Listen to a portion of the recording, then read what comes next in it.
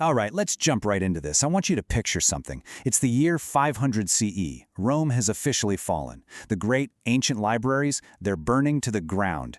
But out in a quiet stone monastery in northern Italy, lit by just a single candle, you've got a monk dipping his pen in ink. He's copying down a line of Plato, word by painstaking word. Outside, the world is practically ending. But inside, philosophy is being rescued, literally, one sentence at a time. Welcome back to our explainer series on Western philosophy. So our last explainer left us looking at an empire in total ashes. Today, we're diving into a 1,000-year stretch that, honestly, most people just completely skip over, the medieval era. You know, we constantly hear this called the Dark Ages, but we're going to see something totally different today, because this was absolutely not a dark age for philosophy. Actually, it's this incredibly fascinating era where faith and reason had to figure out how to share a room. Over the course of a millennium, nestled inside 3 major world religions, philosophy didn't just survive, it completely thrived. And that brings us to the big, overarching question we're exploring today. Can faith and reason actually coexist? Like, are they fundamentally at odds with each other, or are they just two sides of the exact same coin? This tension right here sets the stage for an unbelievable, cross-cultural philosophical journey. We're talking 3 major religions building one massive intellectual synthesis. Let's get into it. So, starting off in Section 1, we have Augustine of Hippo and how he essentially baptized Plato. Now, Augustine was writing in the 400s, literally while his own city was actively under siege. He's a really fascinating guy who basically test drove every single belief system on the market before finally converting to Christianity. If you've ever read his autobiography, The Confessions, you know it's one of the first truly honest self-examinations ever written. It's just him wrestling with his desires, his massive doubts, his faith. It's incredibly human and honestly still a great read today. But philosophically, Augustine pulled off a genius move. You remember Plato's theory of forms? That idea that perfect ideals are just floating around in some abstract other realm? Well, Augustine took that and he basically baptized it. He argued, hey, these forms aren't just hovering in some mysterious void. They actually exist as ideas inside the mind of God. So does perfect justice exist? Yeah, in God. Perfect beauty? Yes, in God. He essentially introduces Plato to Christianity, and it is a marriage that held remarkably strong for a full 1,000 years. Augustine also took on what is arguably the biggest hurdle for believers, the problem of evil. Right? Like, if God is supposed to be entirely good, why is there so much evil in the world? Well, Augustine's answer was pretty elegant. He argued that evil actually isn't a substance. It's not a thing you can hold or touch. It's simply an absence. Think of it like this. Darkness isn't a real physical object. It's just what happens when there's an absence of light.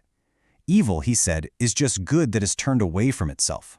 And look, whether or not you personally buy that argument, you have to admit it's a remarkably elegant solution to a really complex theological puzzle. Moving into Section 2, let's talk about the Islamic Golden Age, a time of serious preserving and extending. So, while Europe was really struggling through its darker centuries, there was an absolute intellectual explosion happening over in the Islamic world. From around 800 to 1200 CE, cities like Baghdad, Cairo, and Cordoba were the undisputed intellectual capitals of the globe.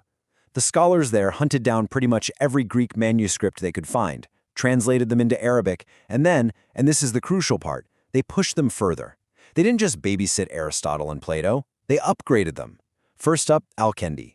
He was the first major Arab philosopher, and he argued that reason and revelation simply can't contradict. If they seem to, well, we've just misread one of them. Then you have Al-Farabi. They actually called him the second teacher, second only to Aristotle. He updated Plato for the Islamic world, diving deep into logic and politics. Fast forward a bit to Muslim Spain, and we meet Averroes, the greatest medieval commentator on Aristotle. Fun fact, when Europeans finally rediscovered Aristotle, they mostly did it by reading Averroes' notes. And finally, Al-Ghazali. He came in as the great critic, pointing out that reason has strict limits and sometimes you just need mystical experience and faith. Honestly, the back and forth between Averroes and Al-Ghazali feels exactly like the modern debates we're having today between science and spirituality.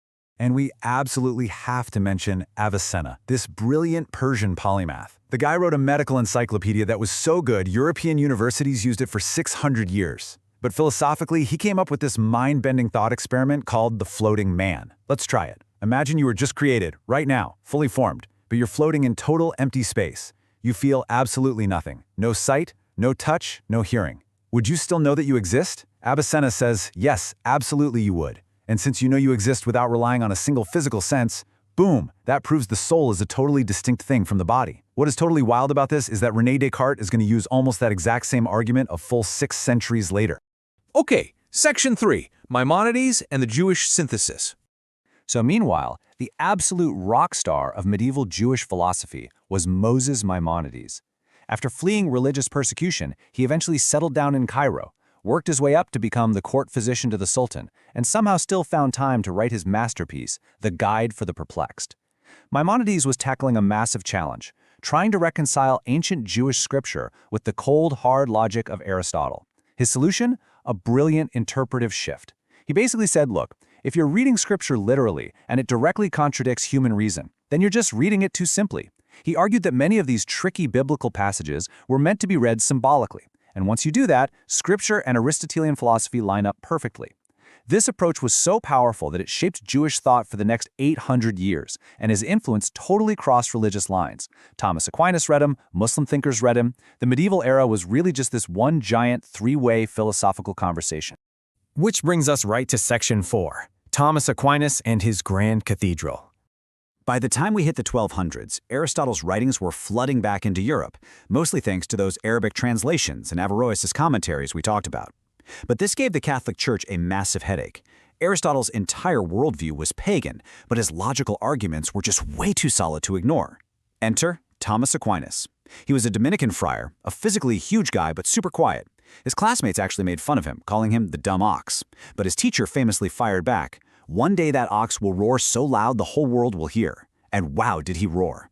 Aquinas spent his life writing this mammoth 3,500-page philosophical masterpiece called the Summa Theologica. His core argument? Faith and reason cannot possibly conflict because they both come from the exact same source, God. They're just two different paths leading up the exact same mountain. His rule of thumb was basically use reason to go as far as humanly possible, and then, right where reason hits its limit, that is exactly where faith picks up the baton. Now, Aquinas' most famous contribution is probably his 5 ways. These are 5 intensely structured, rational arguments designed to logically prove the existence of God.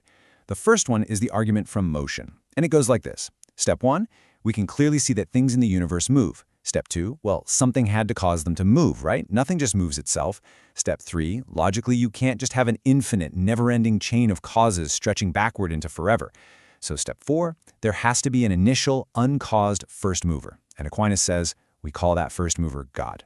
The other 4 arguments follow that exact same rigorous step-by-step logic. And listen, you don't have to agree with his final conclusions to absolutely marvel at the intellectual architecture he built here. Aquinas constructed this grand intellectual cathedral, and medieval Catholicism essentially moved in and lived inside it for centuries. But, as we see in Section 5, William of Ockham and the unraveling. Because, let's be real, in philosophy, no grand synthesis lasts forever. Not everyone was totally sold on Aquinas' massive cathedral. Enter a Franciscan friar in the 1300s named William of Ockham. Ockham brought some extremely sharp ideas to the table that started chipping away at the very foundations of this entire medieval worldview. You've almost certainly heard of his biggest hit, Occam's razor. The official rule is do not multiply entities beyond necessity. But in plain English, it just means the simplest explanation that fits the evidence is usually the right one. Stop adding unnecessary steps or complex, invisible concepts if a straightforward answer does the job. It's a brilliantly logical tool, but it unexpectedly ended up threatening a whole bunch of those highly complex theological assumptions that Augustine and Aquinas had spent centuries carefully building up. See, Occam took his razor and slashed right through Plato's forms. He championed this concept called nominalism. Basically, he said that universal concepts, like humanity or redness, aren't actual real things floating out in the ether or chilling in the mind of God. They're literally just names, nominals, just handy labels we invent to group similar things together to make our lives easier. Now, I know that might sound like some super dry academic nitpicking, but trust me, it was explosive. Because if those universals aren't real, then a huge chunk of medieval metaphysics was basically just arguing about nothing. On top of that, Occam thought human reason couldn't totally box God in, so he suggested that maybe we should stop trying to deduce how the universe works using pure armchair logic, and maybe we should just go look at it, study the natural world through direct observation. Occam didn't set out to destroy the medieval worldview, but he pulled a massive thread.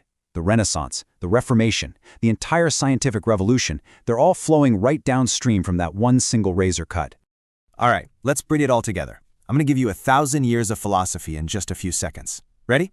First, Augustine baptizes Plato, hooking Greek ideals up with Christianity. Second, the Islamic Golden Age, with absolute giants like Al-Farabi, Avicenna, Averroes, and Al-Ghazali. They keep Greek thought alive, they expand it, and they basically lay the groundwork for the scientific method. Third, Maimonides pulls off that same brilliant synthesis for Judaism using symbolic readings. Fourth, Thomas Aquinas builds the ultimate Christian cathedral, perfectly merging faith with Aristotle. And finally, Ockham shows up with his razor, slicing through the complexity, starting the unraveling of that giant synthesis and pointing us straight toward modern observation. And that unraveling, it perfectly sets the stage for exactly where we go next. Picture this. It's the dead of winter, 1619. Outside a snow-covered window, a young French soldier locks himself alone inside a tiny, heated room. Sitting by the fire, he makes a completely radical decision to systematically doubt absolutely everything he has ever been taught. Out of that absolute, terrifying doubt, the modern mind is going to be born. It's going to spark the scientific revolution and introduce us to some of the most influential thinkers who ever lived. We're going to dive into all of that in our next and final explainer of this series, but until then, I want you to ask yourself, if you took Occam's razor and stripped away absolutely everything you've ever been taught, what exactly would be left? See you next time.